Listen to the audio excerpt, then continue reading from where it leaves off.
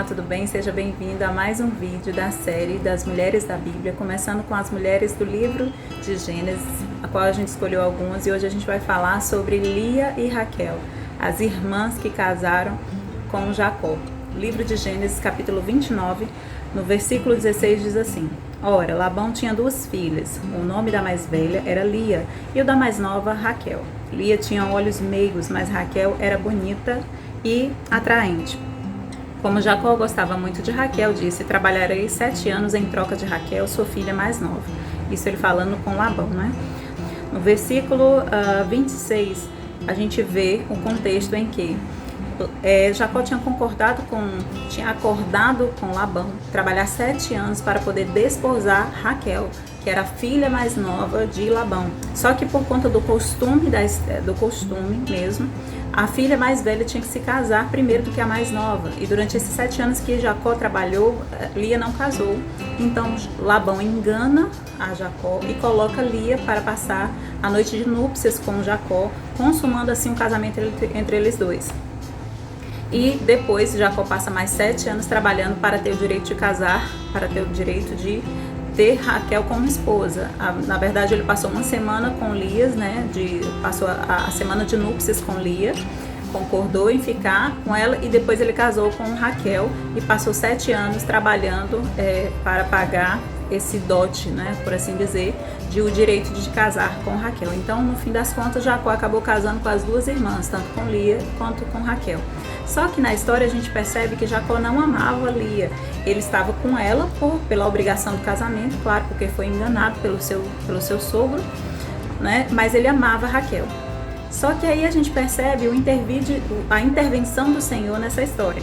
Lá no versículo 31 do capítulo 29 diz assim: Quando o Senhor viu que Lia era desprezada, concedeu-lhes filho.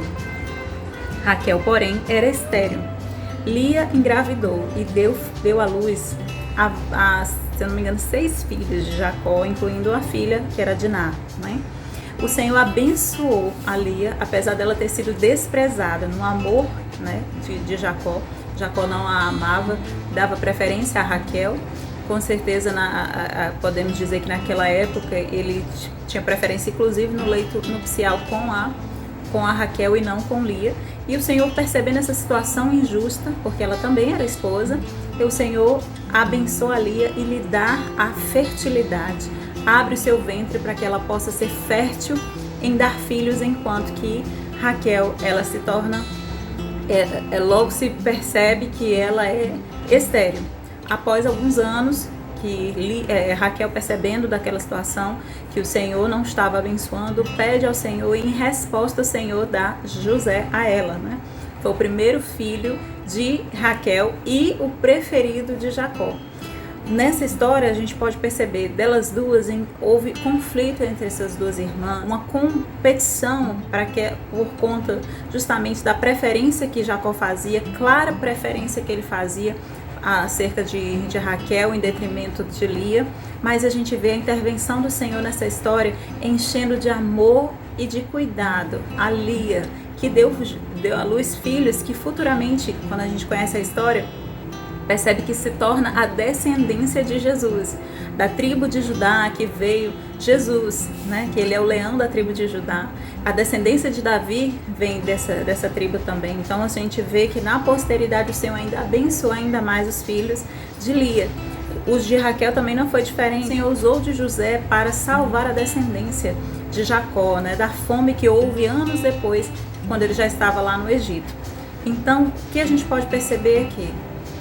Essas duas mulheres foram esposas do patriarca Jacó, que futuramente se tornou Israel, né, o patriarca de Israel.